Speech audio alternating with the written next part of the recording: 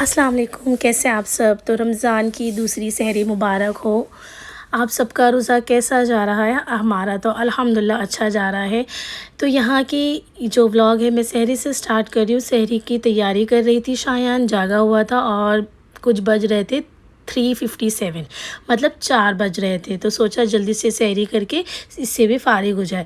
तो सहरी के लिए कुछ ख़ास नहीं था, पाव मंगा लिया गया था और फिरनी रखी हुई थी, चाय गर्मा गर्म बना के हमने सहरी कर ली। उसके बाद सहरी में ही जो सहरी के बर्तन थे, सोचा ये सब भी घस के अभी काम निपटा लेते। तो मैं सारी सफाई सुबह में करके सो गई। तो ये देखिए कुछ बर्तन हैं जो अभी घस ले रही हूँ। उसके बाद क्या होता है ना कि जब उठती हूँ ना तो दोनों बच्चे जागे हुए होते और फिर इफ्तारी का काम करना होता है। तो उस वक्त ये बर्तन लेके बैठना मतलब बहुत टाइम लग जाता है। और अक्सर मेरे साथ ये हो रहा है कि इफ्तारी में मैं लेट ही हो जा रही हूँ, इस वजह से इफ्तार का कुछ दिखा ही नहीं पाती हूँ।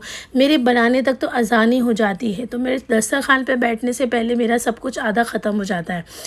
तो ऐसा हो रहा है कि मैं बहुत लेट हो जा रही। तो आज सोची कि सब कुछ पहले कर लूँगी, तो इसलिए बर्तन वगैरह मैं सहरी में ही धो के सो गई। अब ये जो है मैं दोपहर इफ़्तार से स्टार्ट करी। इफ़्तार मैं कुछ तकरीबन 4 बजे बनाना सोची स्टार्ट करती हूँ, लेकिन दोनों बच्चे सताने की वजह से थोड़ा लेट होते जा रहा था। खैर इफ़्तारी में मैं यहाँ पे पास्ता बना रही हूँ। तो पास्ता के लिए यहाँ पे ये देखिए, अब आप बोलेंगे कि पास्ता मैं यहाँ धोने के बाद थोड़ा सा अलग पैटर्न बना रही हूँ क्योंकि टाइम कम है। तो मैं क्या करती हूँ ना, पास्ता को वैसे तो आप लोग कढ़ाई में भी बनाते हैं, लेकिन मैं यहाँ कुकर में चढ़ा देती हूँ। तो कुकर, जो प्रेशर कुकर में पास्ता 2 सीटी में रेडी हो जाता है और टाइम भी नहीं लगता। वो झंझट नहीं रहती कि उबालो उसके बाद बनाओ, तो वैसा कुछ नहीं। तो यहाँ पे मैं क्या कर रही हूँ, तेल डाल के, प्याज डाल के, अदरक लहसुन का पेस्ट डाल दी, थोड़ा सा ढक्कन लगा दी क्योंकि ये जो छींटे हैं ना उड़ते हैं तो पूरे किचन पे वो तेल तेल हो जाता है, आजू बाजू के डब्बे पे भी पूरा स्टेन लग जाता है। इस वजह से मैं यहाँ पे ढक्कन लगा दी। बाकी के पास्ता मसाला, शेजवान चटनी और सारे सॉसेस डाल दी मैं। ठीक है, डालने के बाद नमक आपके स्वाद अनुसार होना चाहिए। थोड़ा सा तीखा लाने के लिए जो कुटी हुई लाल मिर्च थी वो डाल दी और यहाँ पे हरी धनिया, कड़ी पत्ता, टोमेटो सॉस, ये सारी चीज़ें डालने के बाद अब मैं इसे सीटी लगा देती हूँ। तो ये 1 से 2 सीटी में मेरा पास्ता रेडी हो जाएगा। साइड ही में मैं आलू कट कर ले रही हूँ। आलू को मुझे आज आलू की भजिया बनानी थी, तो ये मुझे खाना था, इस वजह से मैं आलू यहाँ पे कट कर ले रही हूँ। ठीक है, तो पतले पतले स्लाइस अपने हाथों की मदद से मैंने आलू को कट कर लिया है। और इसमें जो बेसन लगने वाला है, मैं सोची थी कि प्रीमिक्स बना के रख दूँगी, लेकिन प्रीमिक्स का मुझे टाइम ही नहीं मिला। और बेसन आया था रमज़ान के पहले रोज़े के दिन, मतलब चांद रात तक तो बेसन पिसवा के लाए नहीं थे। मैं रेडीमेड बेसन लेना पसंद नहीं करती, तो चना की दाल दे दी थी पिसवाने के लिए, तो वो आया नहीं था, इसलिए मेरा प्रीमिक्स रेडी नहीं हुआ। तो इंशाल्लाह आज कल में मैं बनाऊंगी तो उसका आपको बता दूंगी। तो उसमें झंझट नहीं रहता, बस निकालो, डालो और फेंट के तल दो। तो ये देखिए मैं बेसन यहाँ पे लेके अभी मुझे यहाँ पूरा सब कुछ डालना पड़ेगा। नेक्स्ट वीडियो में इंशाल्लाह मैं प्रीमिक्स भी बना के आपको बता दूंगी कि उसमें आपका टाइम कैसे बच सकता है। खैर ये बात की बात है। अभी मैं यहाँ पे बेसन ले रही हूँ। बेसन में आपको अपने हिसाब से आपको जो जो डालना है डालिए। ये आलू का जो है मैं बेसन रेडी कर रही हूँ।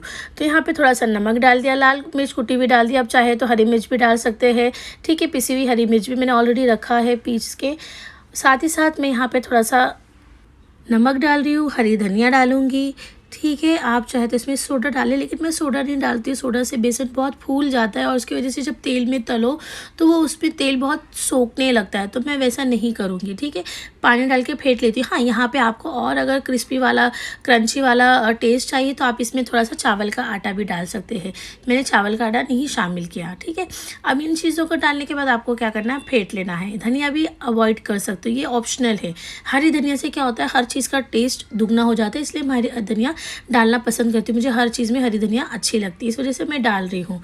इसके बिना ना मुझे ऐसा लगता है चीज़ें अधूरी है, तो इसके लिए ना मैं ये ज़रूर डालती हूँ। मेरे हर रेसिपी में हरी धनिया होना ज़रूरी है। हाँ, वो बात अलग है कि कभी ख़त्म हो जाती नहीं रहती है तो नहीं डालती, वो मजबूरन नहीं डालती हूँ। अगर है मेरे पास तो मैं हर चीज़ों में डालना पसंद करती हूँ।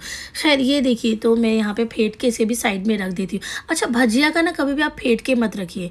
अगर आप भजिया का फेंट के रखते हैं ना तो भजिया गीली गीली बनती है। वो जो बेसन है और जो प्याज है वो अपना जो पानी छोड़ने लगता है, उससे भजिया में ना वो क्रिस्पीपन नहीं आता। तो आप कभी भी भजिया का फेंट के नहीं रखिए। ये मैं आलू का फेंट रही हूँ। भजिया को जब मैं तलने लगूँगी उसी वक्त मैं फ़ौरन बेसन वगैरह डाल के मैं साइड में रख देती हूँ, लेकिन फेंटती नहीं हूँ। ठीक है, तो चलिए यहाँ पे ये भी रेडी हो गया। अच्छा, फ्राई में क्या करना है, क्योंकि ये सारी चीज़ें तो हस्बैंड को ज़्यादा पसंद नहीं आती। फ्राई के लिए मैं जो फ्रिज में बना के रखी थी चिकन स्टिक, वही आज निकाल के तलने वाली हूँ। तो ये देखिए फ्रिज से मैं पहले ही निकाल दी ताकि कुछ देर के लिए बाहर रख दूँ, ठीक है। तो ये देखिए ख़राब बिल्कुल नहीं हुई थी, खाने में भी अच्छी लग रही थी। तो इसी तरीके से आप हर चीज़ बना के आराम से रख सकते हैं, काम बहुत ही आसान हो जाता है। तो चलिए ये मैं यहाँ पे साइड में कुछ देर के लिए रखती हूँ और अपना बाकी का जो काम है वो भी साथ ही साथ करते जा रही हूँ। बहुत लेट हो रहा था, इस वजह से बहुत ज़्यादा टाइम कम था मेरे पास और काम ज़्यादा थे। खैर आप देख सकते हैं, ये देखिए ये फ्रिज में जो रखा हुआ था फ्रोज़न वाला चिकन स्टिक, देखिए बिल्कुल ख़राब नहीं हुआ, जैसा है वैसे ही है, ठीक है। तो आप ऐसे आराम से बना के इसे स्टोर करके रख दीजिए। आपको जो पसंद है आप वो सारी चीज़ें स्टोर करके रख दीजिए, आपका काम बहुत आसान हो जाएगा। मैं दरअसल दोनों बच्चों की वजह से ज़्यादा बना भी नहीं पाती हूँ, इस वजह से ना मैंने तो बहुत से लोगों को देखा कि कितना कितना बना के या बाहर से ले आके फ्रीज़ में स्टोर करके रख देते हैं, लेकिन मैं इतना कुछ नहीं कर रही हूँ। मुझे जब जो लगता है मैं सिर्फ फ्राइड आइटम जो होता है वही चीज़ें स्टोर करके रख रही हूँ, और कुछ चीज़ें जो मेरे किचन के लिए डेली के लिए लगती है वो चीज़ें। बाकी तो ये भजिया हो गया, बहुत से लोग तो मेंदू वड़ा, दही बड़े, ये सारी चीज़ें भी स्टोर करके रख रहे हैं, लेकिन मैं ऐसा नहीं करना चाहती हूँ, क्योंकि ये सारी चीज़ें ना फ्रेश जो हम बना के खाते हैं ना, उसका मज़ा ही कुछ और होता है।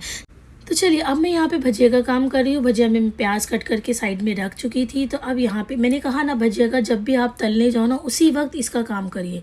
आप अगर पहले से आधा घंटा पहले से, यहाँ तक कि 15-20 मिनट पहले से भी आप करके रखते हो तो प्याज जो है ना अपना पानी छोड़ने लगता है। तो बेसन और प्याज एकदम पानी पानी जैसा हो जाता है, वो एक क्रिस्पीपन नहीं आता है भजिया में, ठीक है।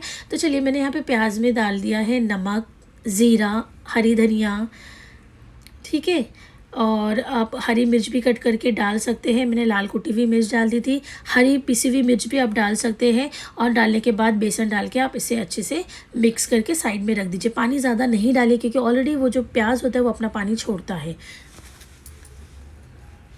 मैं इन चीज़ों में कभी भी ना सोडा नहीं डालती हूँ, भजिया में या फिर आलू की भजिए में, ये सारी चीज़ों में मैं सोडा नहीं डालती हूँ, क्योंकि उससे तेल बहुत सोखता है और वो जो चिपचिपी वाली भजिया मुझे नहीं पसंद है, ठीक है। तो वो मैं नहीं डालती हूँ सोडा।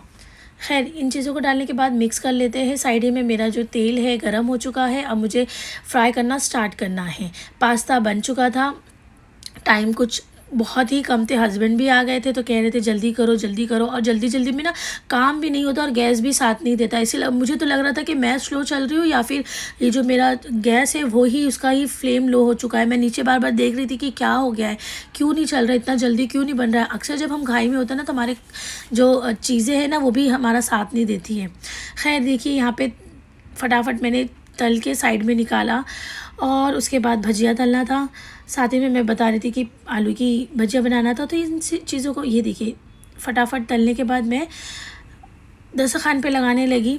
हस्बैंड बैठ चुके थे, अज़ान का टाइम हो गया था। तो ये देखिए मेरी भजिया भी यहाँ पे फ्राई हो चुकी है।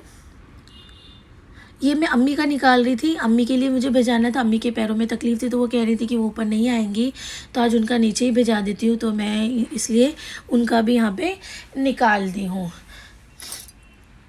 चलिए बाकी के जो बचे हुए फ्राइड थे वो भी मैं आधे आधे बैच में तल रही थी, क्योंकि नीचे कुछ भिजाना था। तो मैं पहले जो जल्दी जल्दी के लिए आधा तल के नीचे भिजा दी, उसके बाद में जो बचे कुचे थे वो भी मैं डाल के तल दी।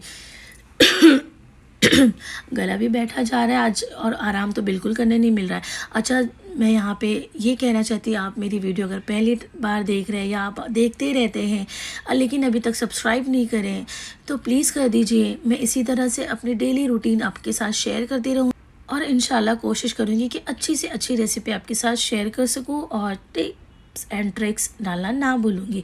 तो इसी तरह वीडियो आप देखते रहिए, और अगर अच्छी लगती हो तो देख के लाइक करना ना भूलिए, और आपको यूज़फुल लग रही हो तो आप शेयर कर दीजिए, सब्सक्राइब कर दीजिए। मेरे चैनल पे नए हो तो please please please please subscribe करके बेल आइकॉन प्रेस करना ना भूलें, ठीक है, ताकि मेरी वीडियो जैसे ही आए आपको फ़ौरन नोटिफिकेशन आ जाए।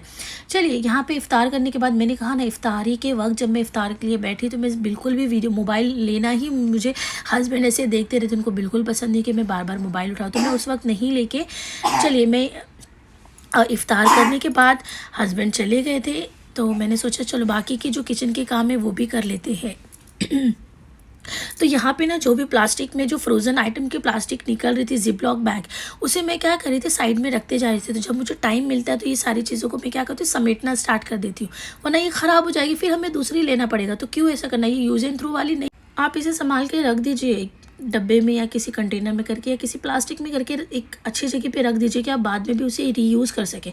तो ये देखिए यहाँ पे मैं ना कुछ सामान आए हुए थे, ख़त्म हो गया था, आलू प्याज ये सारी चीज़ें लगते रहते, तो यहाँ पे शिमला मिर्च मेरे यूज़ हो चुके थे, ज़्यादा मैंने कट करके भी नहीं रखा था। तो अभी जो आए हुए शिमला मिर्च थे उसे भी मैं इस तरीके से कट करके इस बैग में डाल के फ्रिज में रख दूँगी। तो ये भी क्या होगा कि अब मुझे जब कुछ बनाना रहेगा, कल जैसे मैं सोच रही थी कि नूडल्स बनाऊँगी तो उसमें ये काम आएगा, तो कल मुझे ये काम आसानी के लिए मैं ये अभी रात में ही करके रख लेती हूँ।